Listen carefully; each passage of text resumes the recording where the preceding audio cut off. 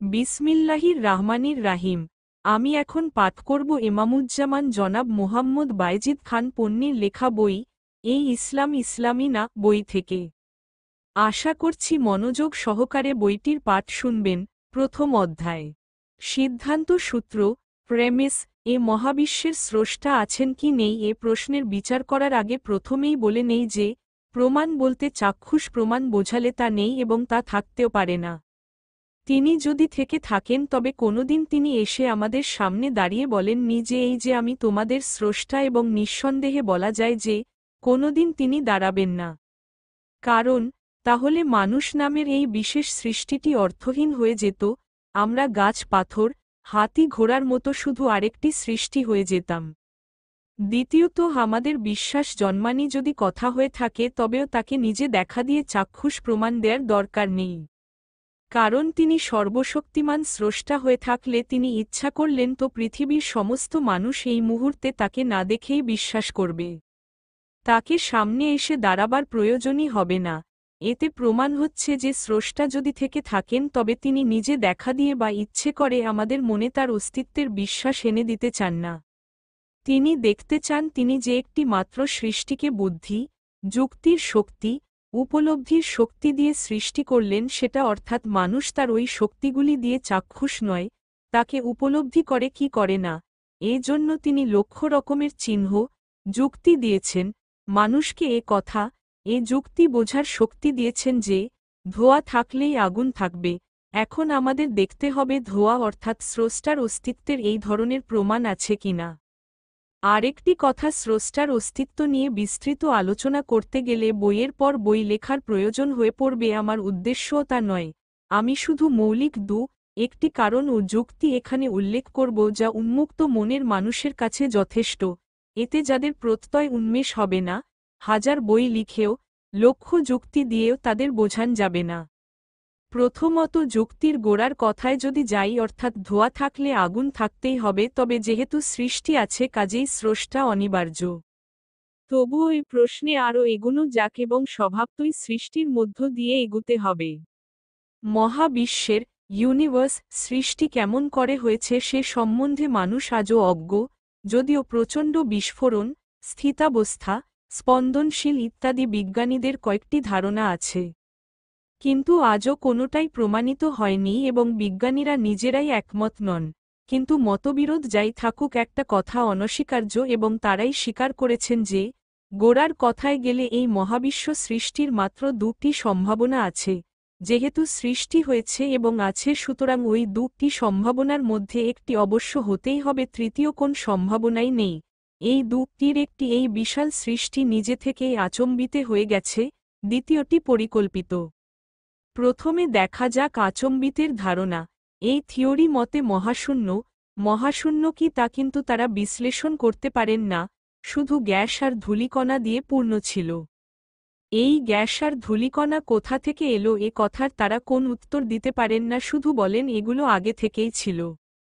তর্কের খাতিরে মেনে নিলাম ওগুলো আগে থেকেই ছিল, যদিও স্রষ্টা ছাড়া ওগুলোর সৃষ্টি কেমন করে এ প্রশ্ন থেকেই যায়। যাই হোক, এখান থেকেই অর্থাৎ এই উপাদান থেকেই মহাবিশ্বের সৃষ্টি আরম্ভ এবং ক্রমে ক্রমে কোটি কোটি অর্বুদ বছর ধরে নানা রকম আচম্বিত ঘটনার মধ্য দিয়ে আজকের এই পর্যায়ে এসে পৌঁছেছে। কেমন করে কি ঘটনার মধ্য দিয়ে এখানে পৌঁছলাম তা নিয়ে বহু মতবিরোধ রয়েছে বিজ্ঞানীদের মধ্যে। এই আচম্বিতের থিওরি মতে অর্বুদ বছর আগে থেকে আজ পর্যন্ত সৃষ্টিতে যা কিছু হয়ে আসছে তাতে কোন পরিকল্পনা নেই, কারণ স্রষ্টাই তো নেই, সব হয়েছে এবং হচ্ছে আচম্বিতে। পরিকল্পনার কথা আসলে তো অবশ্যই স্রষ্টা এসে যান। এখন থেকে এগোবার আগে আরেকটা কথা জেনে নিতে হবে। সেটা হচ্ছে এই যে আচম্বিতে ঘটনাগুলো ঘটেছে এবং ঘটছে, এগুলো যেখানে খুশি যখন খুশিভাবে ঘটেনি। এগুলোকে ঘটতে হয়েছে ধারাবাহিকভাবে। একটা আচম্বিত ঘটনা যখন ঘটেছে বলে মানুষ ও অন্যান্য জীবজন্তু ইত্যাদি বেঁচে আছে, ওই ঘটনাটা তখন না ঘটে যদি তার আগে বা পরে ঘটত তবে কোন প্রাণী পৃথিবীতে থাকত না, হয়তো জন্মই হতো না। এই সৃষ্টিও আজ যা দেখছি তা হত না, হয়তো মোটেও হতো না। কাজেই আচম্বিত ঘটনা ঘটেছে এবং ধারাবাহিকভাবে ঘটেছে। এইরূপ ঘটনাগুলির সংখ্যা কোটি কোটি অগুনতি। এইবার দেখা যাক এটা কতটুকু সম্ভব। ঠিক একই আকারের টাকা বা আধুলির মতো গোল 10টি ধাতব বা প্লাস্টিকের চাকতি নিন এবং এগুলোর উপর 1 থেকে 10 সংখ্যা লিখুন। মনে রাখবেন এই চাকতিগুলি সেই কোটি কোটি আচম্বিত ঘটনাগুলোর মাত্র 10টি প্রতীক এবং সংখ্যাগুলো ওগুলোর ধারাবাহিকতা, যার কথা বলে এলাম। এই চাকতি 10টি আপনার পকেটে রেখে নেড়েচেড়ে মিলিয়ে দিন। এইবার আপনি চোখ বুজে পকেটে হাত ঢুকিয়ে একটি চাকতি বের করুন।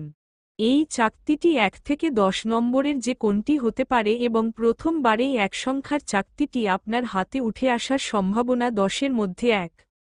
ধরুন প্রথমবারেই আপনার হাতে 1 নম্বর চাকতিটি উঠল। এবার ওটা পকেটে ফেরত রেখে নেড়েচেড়ে মিশিয়ে দিয়ে আরেকটি চাকতি বের করে নিন। দ্বিতীয়বারে আপনার হাতে 2 নম্বর দেয়া চাকতিটি উঠে আসার সম্ভাবনা 100-র মধ্যে 1, অর্থাৎ আপনি যদি 100 বার পকেট থেকে একটা একটা করে চাকতি বের করেন তবে 1 নম্বর ওঠাবার ঠিক পরের বারে 2 নম্বরের চাকতি উঠে আসার সম্ভাবনা থাকবে 100 বারের মধ্যে 1 বারের।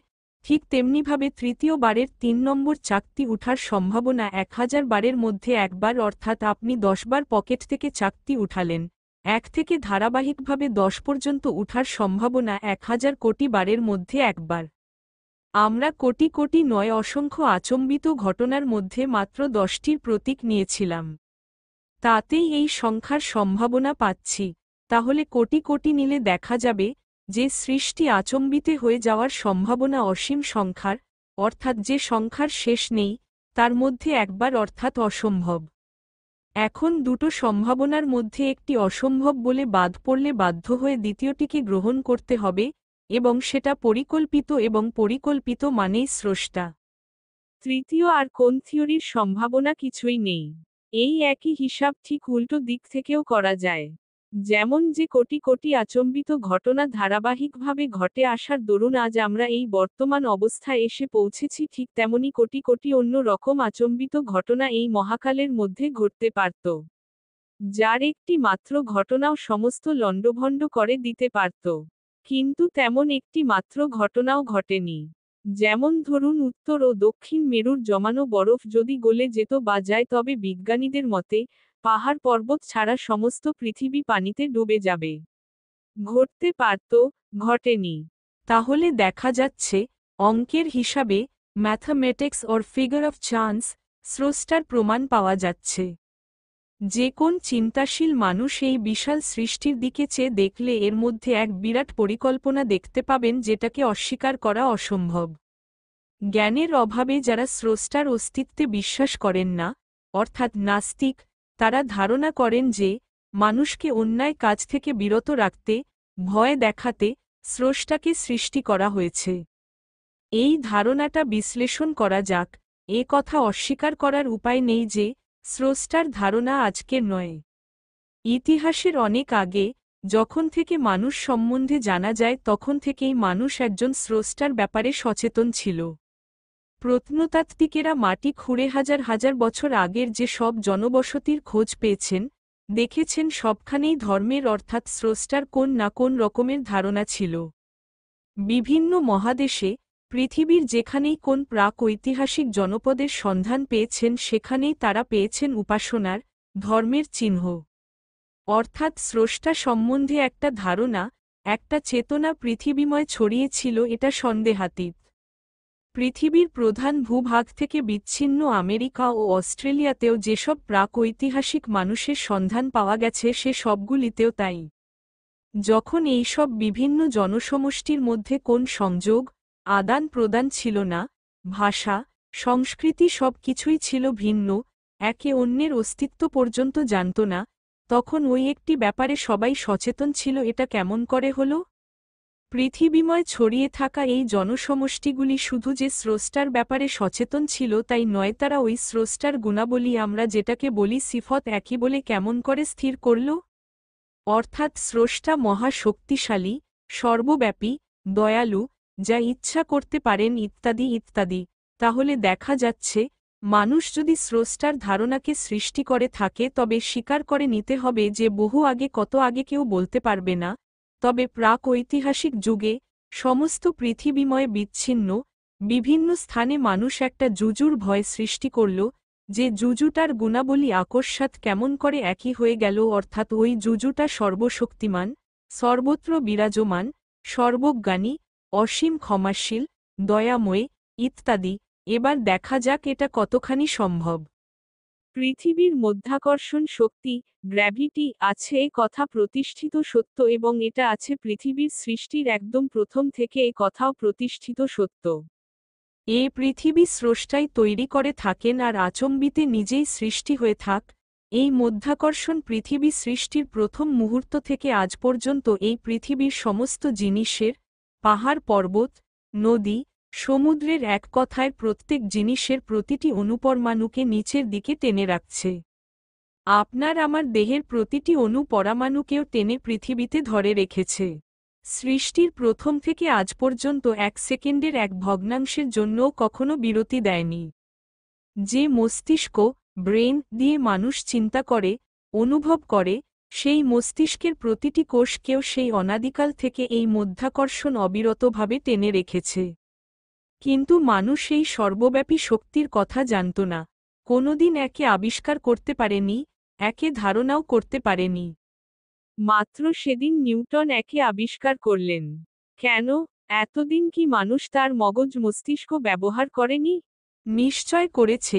নিউটনের মাধ্যাকর্ষণ শক্তি আবিষ্কারের আগে মানুষ বহু কিছু আবিষ্কার করেছে, পিরামিডের মতো কালজয়ী সৌধ তৈরি করেছে, কিন্তু যে শক্তির অধীনে থেকে তার জীবনের প্রতি মুহূর্তে কাটছে, যে শক্তি এক মুহূর্ত বিরতি দিলে সে পৃথিবীর বহির্মুখ, অপকেন্দ্রিক শক্তির ফলে ছিটকে মহাশূন্যে নিক্ষিপ্ত হবে, সে শক্তি সম্বন্ধে সে ছিল সম্পূর্ণ অজ্ঞ মাত্র কয়েক বছর আগে পর্যন্ত। যেটা নেই, স্রষ্টা, তাকে মানুষ সেই প্রাক ঐতিহাসিক সময়ে কল্পনা করে নিল, শুধু কল্পনা করে নিল না, সেটা কী রকম তার একই রকম বিস্তৃত বিবরণ পৃথিবীর এধার থেকে ওধার পর্যন্ত বিশ্বাস করে নিল, কিন্তু যেটা আছে, মাধ্যাকর্ষণ, সেটাকে মানুষ হাজার হাজার বছরেও আবিষ্কার করতে পারল না। এ কেমন কথা? এর জবাব হচ্ছে স্রষ্টা তার প্রেরিতদের দিয়ে সেই প্রথম মানুষটি থেকেই তার অস্তিত্ব ও গুণাবলী, অর্থাৎ তিনি কেমন তা মানুষকে জানিয়ে দিয়েছেন বলেই মানুষ তার সম্পর্কে জানে, আর মধ্যাকর্ষণ সম্বন্ধে নিউটনের আগে কাউকে জানাননি বলেই মানুষ তা জানতে পারেনি। স্রষ্টা যদি মানুষ সৃষ্টি করে, তাকে পৃথিবীতে ছেড়ে দিয়েই ক্ষান্ত হতেন, প্রেরিতদের দিয়ে নিজের সম্বন্ধে কিছু না জানাতেন, তবে নিঃসন্দেহে বলা যায় যে মানুষ আজও তার সম্বন্ধে কিছু জানত না, কিংবা স্রষ্টা কেউ একজন হতে পারেন ভাবলেও তার গুণাবলী, সিফত, অ্যাট্রিবিউটস সম্বন্ধে কোন ধারণা করতে পারত না। নাস্তিকরা স্রষ্টার অস্তিত্বের যে প্রত্যক্ষ বা চাক্ষুষ প্রমাণ চান, ওরকমের প্রমাণহীন বহু লক্ষ জিনিসকে, ব্যাপারকে তারা সম্পূর্ণভাবে বিশ্বাস করেন। তারা যার যার বাপকে বাপ বলে বিশ্বাস করেন, কিন্তু এর কোন প্রত্যক্ষ প্রমাণ নেই প্রতিবেশীর ছেলের চেহারা বাপের মতো, শুধু এইটুকুর উপর নির্ভর করেই তারা তাদের সত্যই বাপ ও ছেলে বলে বিশ্বাস করেন। এ বিশ্বাসগুলো সব অবস্থাগত, আনুষাঙ্গিক, ইনফারেন্সিয়াল, কিন্তু স্রষ্টার প্রমাণ তারা চান প্রত্যক্ষ, চাক্ষুষ। আসল কথা, স্রষ্টা আছেন, কিন্তু তিনি আমাদের সামনে এসে দাঁড়াবেন না বা তার ইচ্ছা শক্তি প্রয়োগ করে মানুষকে তার প্রতি বিশ্বাস এনে দেবেন না, কারণ তা করলে মানুষকে বিচার করে শাস্তি বা পুরস্কার দেবার আর কোন অর্থ থাকবে না। মানুষ তাহলে গাছ পাথর, পাহাড় পর্বতের মতো তার আরেকটি সৃষ্টি মাত্র হতো, তার নিজের হাতের তৈরি যুক্তি, বুদ্ধি সহ সর্বশ্রেষ্ঠ সৃষ্টি হতো না। স্রষ্টার অস্তিত্ব স্বীকার করে নেওয়া হলো, প্রশ্ন হচ্ছে আমরা কি তাকে ধারণা করতে পারি? তিনি নিজে বলেছেন না, তোমরা পারো না। কেন পারি না? পারি না কারণ আমরা সৃষ্ট, আমাদের সমস্ত শক্তি সীমিত। ধারণার শক্তিও সীমিত, স্রষ্টা অসীম। স্রষ্টাকে কেন, এই মহাসৃষ্টির একটা সামান্য অংশকেও আমরা ধারণায় আনতে পারি না। স্থান ধারণা করতে চেষ্টা করলে মোটামুটি আমরা কয়েক মাইলের দূরত্ব ধারণা করতে পারি। আমাদের পৃথিবীরই এক মহাদেশ থেকে অন্য মহাদেশের দূরত্ব চিন্তা করতে গেলে মাথা গুলিয়ে যেতে চায়। আর এই সৌরজগৎ, তারপর গ্যালাক্সি, তারপর মহাশূন্যের অগণ্য আলোক বর্ষের দূরত্ব ধারণা করা মানুষের অসাধ্য। ঠিক তেমনি সময় সম্বন্ধে ধারণা করতে চেষ্টা করলে আমরা কয়েক ঘন্টা বা কয়েক দিনের সময় আমাদের ধারণার মধ্যে আনতে পারি, একটা সম্পূর্ণ মাসের সময়টাও আমার মনে হয় কেউ সম্যকভাবে ধারণার ভেতর আনতে পারবে না। বিগত এবং ভবিষ্যতের কোটি কোটি বৎসরের সময় ধারণার মধ্যে আনা অসম্ভব। যদি সৃষ্টির একটা অতি ক্ষুদ্র অংশই মানুষের ধারণা করার শক্তি না থাকে, তবে সেই সৃষ্টির স্রষ্টাকে ধারণা করা যে যাবে না তা অতি পরিষ্কার। তাহলে পৃথিবীতে মানব জাতির যে চিরন্তন সমস্যা, অন্যায়, অবিচার, যুদ্ধ বিগ্রহ, রক্তারক্তি না করে শান্তিতে বসবাস করার পথ খুঁজে বার করতে যে প্রথম যে প্রশ্নের সমাধান, অর্থাৎ স্রষ্টা আছেন কিনা, এর জবাব আমরা এখন নিশ্চয়ই ধরে নিতে পারি যে স্রষ্টা আল্লাহ আছেন। এখন থেকে এ কথাটা সর্বক্ষণ মনে রাখতে হবে যে স্রষ্টার অস্তিত্ব এবং তার গুণাবলী, সিফতসমূহ হবে এরপর থেকে সমস্ত চিন্তাধারার ভিত্তি, সিদ্ধান্ত সূত্র। এই সিদ্ধান্ত সূত্র থেকে যেখানেই পদস্খলন হবে সেখানেই সিদ্ধান্ত ভুল হবে। চিন্তাধারার মধ্যে যেখানে এই ভিত্তিকে ভুলে যাব সেখানেই পথ হারিয়ে যাব এবং ভুল সিদ্ধান্তে যেয়ে পৌঁছব। উদাহরণস্বরূপ ধরা যাক, আজকালকার মহাশূন্য গবেষণা বা যাত্রা, স্পেস ট্র্যাভেল। যে সব অঙ্ক কষে মানুষ ঠিকমতো চাঁদে গেছে, সেখান থেকে ফিরেও এসেছে, সে সব হিসাবপত্রের মূল ভিত্তি, সিদ্ধান্ত সূত্র হল এলবার্ট আইনস্টাইনের আপেক্ষিক তত্ত্ব। যে কোন মহাশূন্য বিজ্ঞানীকে প্রশ্ন করে দেখুন যে এই আপেক্ষিক তত্ত্বকে বাদ দিয়ে হিসাব করলে কি ফল হবে? তার সোজা জবাব হবে সমস্ত বিপর্যস্ত হয়ে যাবে। এই যে প্রায় কয়েক হাজার কৃত্রিম উপগ্রহ পৃথিবীর চারদিকে ঘুরে বেড়াচ্ছে, এই যে রকেটগুলো মঙ্গল গ্রহ, শুক্র গ্রহ পর্যন্ত ঠিকমতো পৌঁছে পৃথিবীতে নানারকম বৈজ্ঞানিক তথ্য পাঠাচ্ছে, এর কোন কিছুই সম্ভব হতো না যদি আইনস্টাইনের ই সমান মাক বর্গকে ভিত্তি হিসাবে না নেওয়া হতো। অর্থাৎ যে কোন হিসাবপত্র বা চিন্তাধারাতে আসল ভিত্তি সিদ্ধান্ত সূত্রকে যখনই ভুলে যাওয়া বা অগ্রাহ্য করা হবে, তখনই হিসাবে বা চিন্তাধারাতে ভুল হতে বাধ্য।